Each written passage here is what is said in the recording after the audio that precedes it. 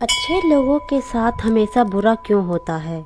ये प्रश्न तो हर किसी व्यक्ति के मन में एक बार जरूर आया होगा। गीता में श्री कृष्ण ने अर्जुन को इसका जवाब दिया है। अच्छे लोगों के साथ हमेशा बुरा क्यों होता है? वही जो लोग बुरे कर्म करते हैं और अज्ञान की राह पर होते हैं, वो खुशहाल दिखते हैं। श्री कृष्ण ने इसका जवाब गीता में दिया है।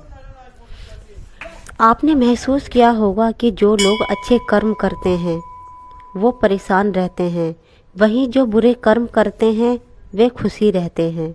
अच्छे कर्म करने वाले परेशान होते हैं कि आखिर उन्हें कितनी परेशानियां क्यों देनी पड़ रही हैं, जबकि जो अधर्म की राह में हैं वो खुश हैं और ज़िंदगी का लुत्फ़ उठा रहे हैं। अगर आपके मन में भी ये सवाल आया है तो आज हम आपको इसका जवाब देंगे। ये जवाब वो है जो भगवत गीता में लिखा है और श्री कृष्ण ने अर्जुन को दिया था। भगवत गीता में वर्णित कथा के अनुसार जब भी अर्जुन के मन में कोई दुविधा होती थी तो वो श्री कृष्ण के पास पहुंच जाते थे। एक बार की बात है, अर्जुन भगवान श्री कृष्ण के समीप आकर कहा कि वो दुविधा में हैं और इसका जवाब वो श्री कृष्ण से चाहते हैं। श्री कृष्ण ने पूछा कि क्या हुआ पार्थ? अर्जुन ने कहा, मुझे ये जानना है कि अच्छे लोगों के साथ हमेशा बुरा ही क्यों होता है, वहीं बुरे लोग खुशहाल दिखते हैं। अर्जुन के मुंह से ऐसी बातें सुनकर श्री कृष्ण मुस्कुराए और कहा, मनुष्य जैसा सोचता है और महसूस करता है वैसा कुछ नहीं होता, बल्कि अज्ञानता की राह से वह सच्चाई नहीं समझ पाता। अर्जुन उनकी ये बातें समझ नहीं पाए। इसके बाद श्री कृष्ण ने क्या कहा वो जानते हैं। श्री कृष्ण ने अर्जुन से कहा, पार्थ, मैं तुम्हें एक कथा सुनाता हूँ। उसे सुनकर तुम समझ जाओगे कि हर प्राणी को उसके कर्म के हिसाब से ही फल मिलता है। प्रकृति हर किसी को अपनी राह चुनने का मौका देती है। अब वो मनुष्य की इच्छा पर निर्भर करता है कि उसे धर्म की राह चुननी है या अधर्म की। कथा शुरू करते हुए श्री कृष्ण ने कहा, एक नगर में दो पुरुष रहा करते थे। एक पुरुष व्यापारी था जिसके जीवन में धर्म की बहुत महत्ता थी। वो पूजा पाठ में यकीन रखता था। वो हर रोज मंदिर जाता और दान धर्म भी करता था और हर रोज मंदिर की पूजा करता था। वही दूसरा पुरुष बिल्कुल विपरीत था। वो हर रोज मंदिर तो जाता लेकिन पूजा करने नहीं, बल्कि मंदिर के बाहर से जूते चप्पल चुराने। उसे दान और धर्म से कोई लेना देना नहीं था। समय बीतता गया और एक दिन बहुत जोर की बारिश हो रही थी। इस वजह से मंदिर में पुजारी के अलावा कोई नहीं था।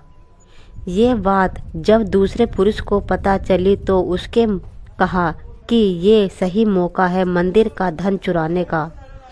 मंदिर के नज़र बचाकर उसने मंदिर का सारा धन चुरा लिया।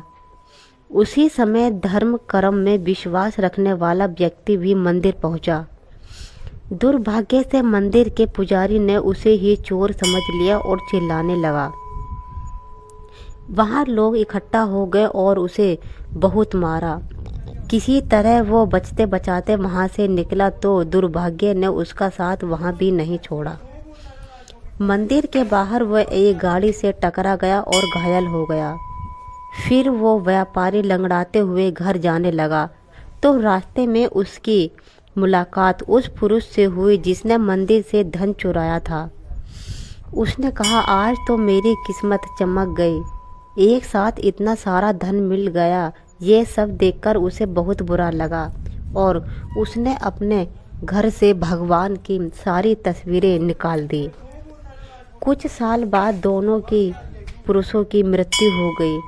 मरने के बाद जब दोनों यमराज की सभा में पहुँचे और भले पुरुष ने दूसरे व्यक्ति को देखा तो उसे बहुत गुस्सा आया।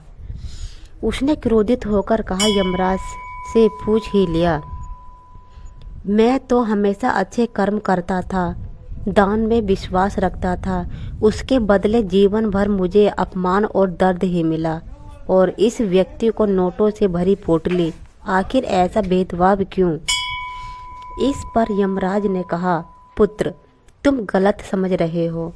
जिस दिन तुम्हारी गाड़ी से टक्कर हुई थी वो दिन तुम्हारे जीवन का आखिरी दिन था, परंतु तुम्हारे अच्छे कर्मों की वजह से तुम्हारी मौत सिर्फ एक छोटी सी चोट में बदल गई। तुम इस दृष्ट व्यक्ति के बारे में जानना चाहते हो? दरअसल इसके भाग्य में राजयोग था, मगर इसके कुकर्मों और अधर्म की वजह से वो सिर्फ एक छोटी सी धन की पोटली में बदल गया।